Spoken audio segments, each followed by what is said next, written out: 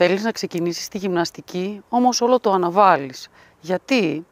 Ένας βασικός λόγος που δεν το ξεκινάς είναι γιατί δεν σου φτάνει η ενέργειά σου.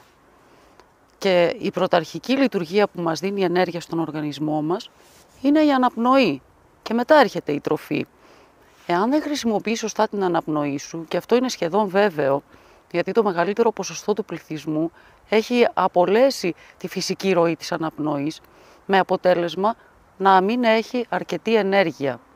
Η αναπνοή σου είναι το πρώτο εργαλείο που μπορεί να σου δώσει όση ενέργεια χρειάζεσαι και θέλεις για να ξεκινήσεις επιτέλους αυτή την πολυπόθητη γυμναστική, που θα σου δώσει ακόμα περισσότερη ενέργεια όταν όντως θα την κάνεις με ελεγχόμενη αναπνοή και δεν θα έχεις ούτε την κούραση που θα είχες αν έκανες ένα πρόγραμμα γυμναστικής χωρίς τον έλεγχο της αναπνοής, και θα έχεις επίσης πιο καλή μυϊκή μάζα, πιο πολύ μυϊκή μάζα, γιατί όταν τροφοδοτείς το σώμα σου με περισσότερο οξυγόνο μέσω της σωστής αναπνοής, θρέφονται και οι μυς σου και τονώνεται το μυϊκό σου σύστημα.